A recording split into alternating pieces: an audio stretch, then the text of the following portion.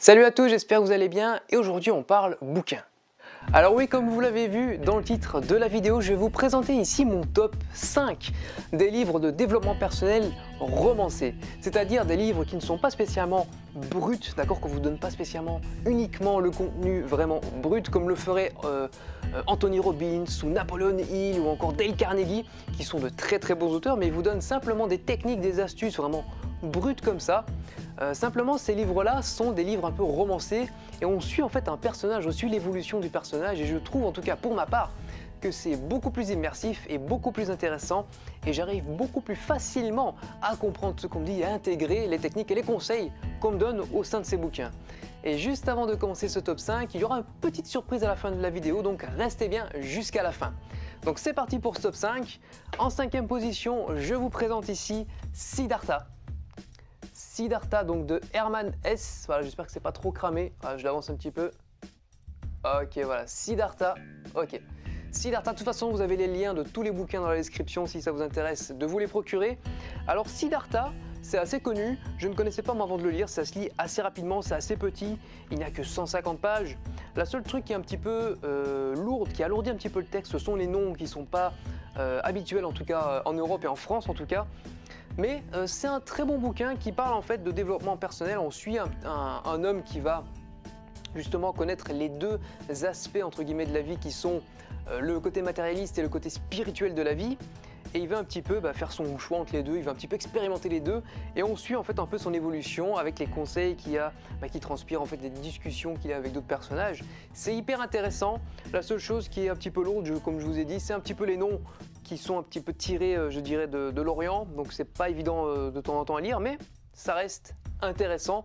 Donc je vous le conseille ici, Siddhartha, voilà, de Hermann Hesse. Je sais pas, j'imagine qu'on dit S comme ça. Voilà. Ensuite, en 4e position, alors ça va peut-être vous surprendre, c'est L'Alchimiste. Voilà. Hop, voilà, c'est un peu cramé. Ok, fait. Voilà, très bien. L'Alchimiste de Paulo Coelho. Donc alors pourquoi est-ce que je le place seulement en 4e position de ce top 5 ? C'est pour une raison majeure, c'est que c'est très enrichissant. Je ne dis pas le contraire, ça a changé énormément de vie. Beaucoup de personnes disent que ça a changé leur vie et que s'ils avaient un seul bouquin à garder dans toute leur bibliothèque entière, ça serait celui-là. Je ne suis pas tout à fait d'accord, je vais vous expliquer un petit peu après pourquoi. Mais en fait, pourquoi je le mets seulement top 4 ? Simplement parce que je trouve qu'il faut un certain bagage pour justement comprendre l'entièreté de ce bouquin. Il ne faut pas simplement un bagage de développement personnel, il faut un bagage de développement personnel, mais également développement spirituel et aussi un petit peu d'ésotérisme. Parce qu'il y a pas mal de symboles dedans et si vous voulez vraiment comprendre tout l'entièreté de ce bouquin, l'entièreté des conseils qu'il y a à donner et comprendre tous les symboles qui sont abordés, c'est hyper important d'avoir un minimum, vraiment un minimum de bagage de développement personnel, spirituel et ésotérique, sinon vous passerez complètement à côté du bouquin. Mais moi-même qui ai un petit bagage, donc je ne suis pas un expert, mais qui ai un petit bagage, un petit bagage ésotérique, spirituel et également de développement personnel, j'ai eu du mal à vraiment tout comprendre et si vous voulez vraiment comprendre le 2e, 3e degré, voire même, il vous faut quand même un sacré bagage. C'est pour ça, et uniquement pour ça, que je le place en 4e position, L'Alchimiste de Roberto Coelho. Sinon, ça reste un très bon bouquin. L'histoire est immersive. Je l'ai lu en une après-midi, je crois même en 2 jours. Voilà, ça fait 180 pages.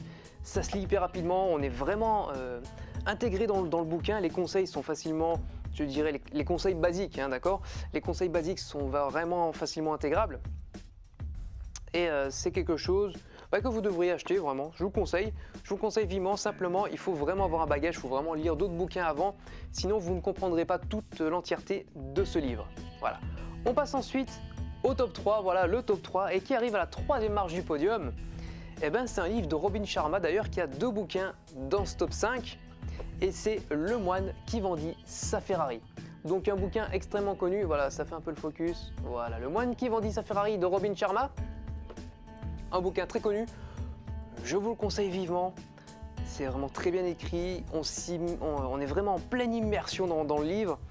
On suit en fait un homme qui est extrêmement prisé, qui est vraiment très occupé, qui bosse comme un fou pour vraiment avoir une vie de famille et pour vraiment apporter un niveau, je dirais, de vie acceptable et voire même au-dessus de la moyenne à sa famille. Mais comme il travaille trop, du coup il voit jamais sa famille. C'est un peu le paradoxe qu'on a un peu tous ou que beaucoup de monde ont justement aujourd'hui. avec ce travail comme un fou et passer à côté de sa famille. Et c'est vraiment ce genre de choses qui est hyper enrichissant dedans, parce qu'ils vont vous dire, vous donner les clés, bah écoute, tu devrais un petit peu lever le pied, profiter un petit peu des choses. C'est vraiment intéressant parce qu'on suit vraiment ce type de personne qu'on pourrait être ou que vous êtes. C'est vraiment intéressant et c'est très bien raconté. Robin Sharma raconte vraiment très bien ses histoires. Je pense que c'est en tout cas, c'est simplement mon ressenti. D'ailleurs, je vais vous lire un petit peu ce qu'il y a derrière. Un commentaire de Paulo Coelho, qui est de l'alchimiste qu'on vient de voir juste avant. Donc, un récit captivant, aussi riche d'enseignements que de plaisir. Et ça illustre parfaitement ce bouquin. C'est vraiment intéressant, c'est riche, c'est dynamique, c'est rythmé et c'est vraiment quelque chose que vous devriez avoir dans votre bibliothèque, et notamment rien qu'à cause du titre, Le moine qui vendit sa Ferrari, rien que pour ça, vous devriez l'avoir dans votre bibliothèque. Donc c'est hyper intéressant, je vous le conseille vivement. Et ensuite on passe au top 2, le deuxième livre qui arrive dans ce classement. Alors c'est un livre de développement financier. Majoritairement, je dirais, je le qualifierais de développement financier, mais je le place quand même dans la bulle finalement du développement personnel, et c'est L'homme le plus riche de Babylone. Donc un bouquin que j'ai déjà présenté, il me semble. Donc voilà, fais le focus s'il te plaît. Voilà. Ok, nice. Voilà, un petit peu de reflet, je vais essayer de vous montrer comme ça. Nice, très bien. L'homme le plus riche de Babylone, un classique. Voilà, un classique. C'est le mot qui qualifierait finalement ce bouquin, c'est un classique. Un classique de développement financier en fait, mais également ça parle un petit peu de développement personnel. Parce qu'il faut avoir une certaine rigueur, il faut avoir un certain passer à l'action, il faut certaines capacités, certaines aptitudes qu'on peut développer, qu'on développe par la suite, pour justement devenir un peu plus riche, un peu plus indépendant financièrement. Et c'est un peu le but de ce bouquin. C'est-à-dire que moi je l'applique et je trouve vraiment que c'est un truc qui pourrait changer la vie de beaucoup de gens, parce que beaucoup de gens ne savent pas gérer leur budget. Et en fait, ça parle d'un bonhomme qui va être endetté, d'accord, dans ce bouquin. Donc je vous spoil pas tout, je vous dévoile pas tout, je vous dis simplement le petit, une brief du scénario, qui est en fait un homme qui va être complètement endetté et qui va quand même, en appliquant des conseils de l'homme d'un de ses mentors, de s'enrichir, peut-être pas devenir riche, d'accord, vous allez peut-être pas devenir riche en lisant ce bouquin, en appliquant ces conseils, mais vous allez vous enrichir en tout cas tout en remboursant vos dettes. C'est ça qui est hyper intéressant. Moi-même par exemple, qui ai un petit emprunt à rembourser, j'applique justement tous ces conseils qu'il y a dans ce bouquin. Effectivement, je vois ma fortune qui grimpe, tout en remboursant mes dettes.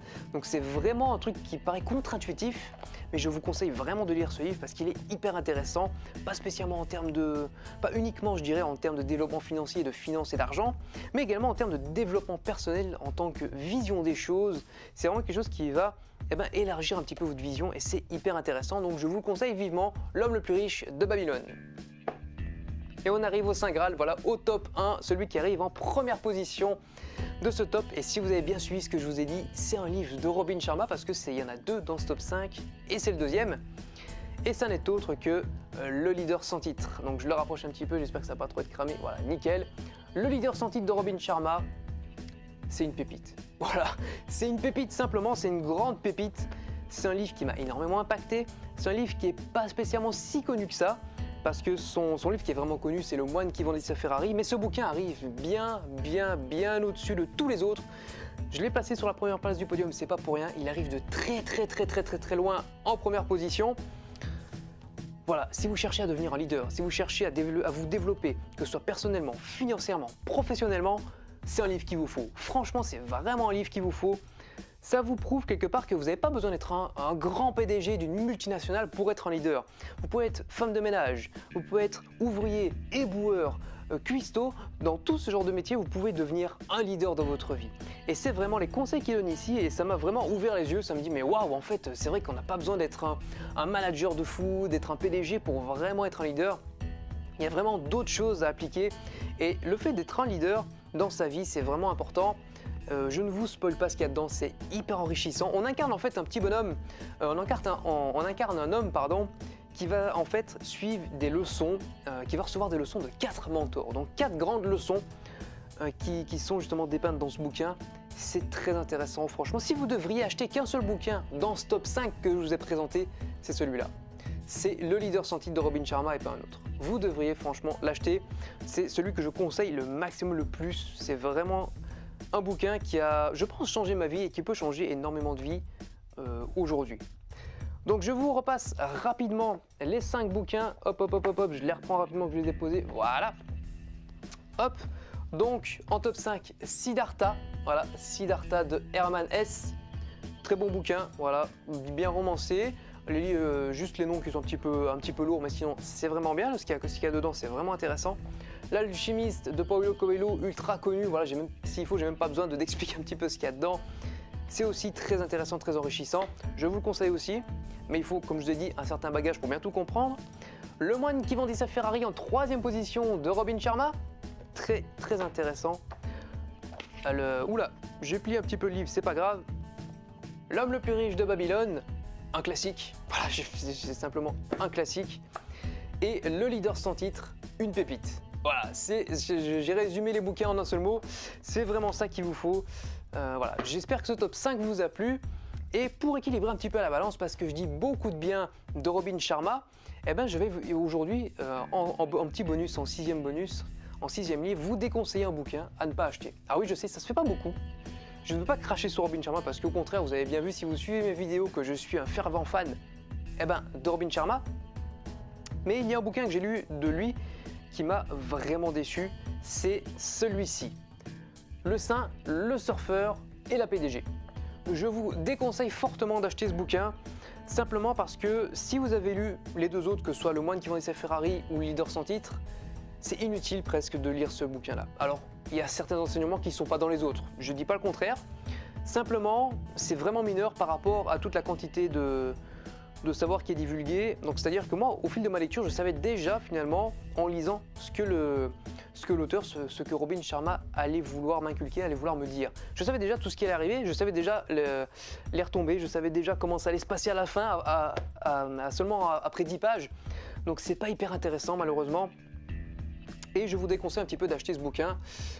Voilà, je tenais simplement à rééquilibrer les balances parce que je dis beaucoup de bien de Robin Sharma. C'est vrai, c'est un très bon auteur, j'aime beaucoup ce qu'il fait, il romance vraiment bien ses bouquins, mais voilà, celui-là, voilà, ça arrive de temps en temps, faire des fautes de parcours, ça arrive à tout le monde, mais je conseille quand même deux de ses bouquins qui soient Le moine qui vendait sa Ferrari et Leader sans titre, mais Le Saint, le Surfeur et la PDG, je le déconseille.